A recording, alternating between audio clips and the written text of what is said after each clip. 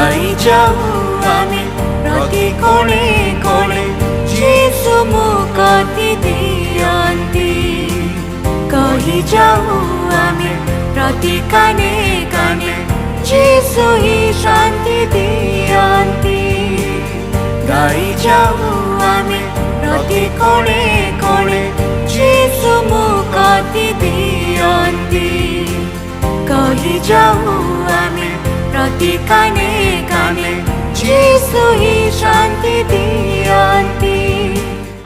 প্রিয় শ্রোতা বন্ধু, প্রভু যীশু খ্ରୀଷ୍ଟଙ୍କ ମହତ୍ ନାମରେ ଆପଣଙ୍କୁ ଶୁଭେଚ୍ଛା।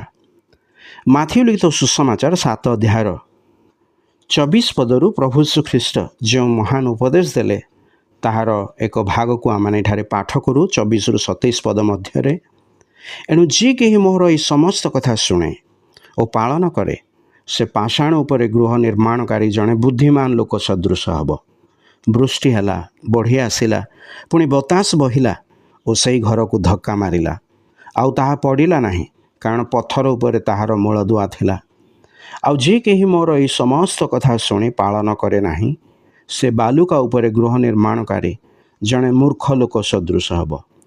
ବୃଷ୍ଟି ହେଲା, ବଢ଼ି ଆସିଲା, ପୁଣି ବତାସ ବହିଲା ଓ ସେହି ଘରକୁ ଧକ୍କା ମାରିଲା, ଆଉ ତାହା ପଡ଼ିଗଲା, ପୁଣି ତାହାର ପତନ ଭୟଙ୍କର ହେଲା।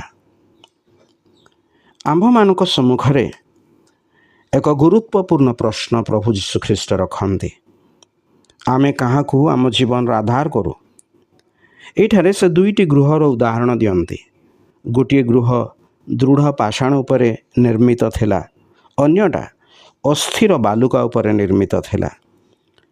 ଜୀବନର ବାତ୍ୟା ଯଥା ଅସୁବିଧା, ନିରାଶା, ଆହ୍ୱାନ ଆସିଲା, ହେଲେ ଦୃଢ଼ ପ୍ରସ୍ତର ବା ପାଷାଣ ଉପରେ ନିର୍ମିତ ଗୃହଟି ସ୍ଥିର ରହିଲା। ମାତ୍ର ବାଲୁକା ଉପରେ ନିର୍ମିତ ଗୃହର ଭୟଙ୍କର ଭାବେ ପତନ ହେଲା। ଆମ ଜୀବନର ସବୁଠାରୁ ବଡ଼ ଆହ୍ୱାନ ହେଉଛି ଶାରୀରିକ ମୃତ୍ୟୁ। ତେବେ ଏହି ପ୍ରଶ୍ନ ଆମକୁ ଚିନ୍ତାଗ୍ରସ୍ତ କରାଏ ଯେ ଜୀବନର ଏହି ଆହ୍ୱାନକୁ ଆମେ କିପରି ସାମ୍ନା କରିବା? ଏହି ଜଗତର ଧନ ସମ୍ପଦ ଆମ ଜୀବନର ଆଧାର କରି ଏହି ଆହ୍ୱାନକୁ ସାମ୍ନା କରିପାରୁ କି? ପବିତ୍ର ବାଇବଲ ଆମକୁ କହେ ଯେ ଏହା ଆମକୁ ନିରାଶ ଆଡ଼କୁ ଠେଲିଦେବ। ଆମ ଜୀବନ ସ୍ଥିର ହୋଇ ସେତେବେଳେ ରହିବ ଯଦି ଏହା ସେହି ଦୃଢ଼ ପାଷାଣ ଉପରେ ନିର୍ମିତ ହୋଇଥିବ। ତେବେ ସେହି ଦୃଢ଼ ପାଷାଣଟା କ'ଣ? ପବିତ୍ର ବାଇବଲ କହେ ଯେ ପ୍ରଭୁ ଯୀଶୁ ଖ୍ରୀଷ୍ଟ ହିଁ ସେହି ଦୃଢ଼ ପାଷାଣ।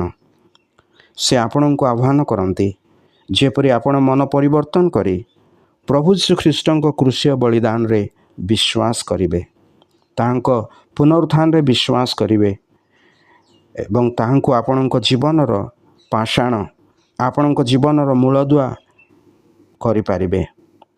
ସେହି ନିମନ୍ତ୍ରଣକୁ ଆପଣ ଗ୍ରହଣ କରିବେ କି?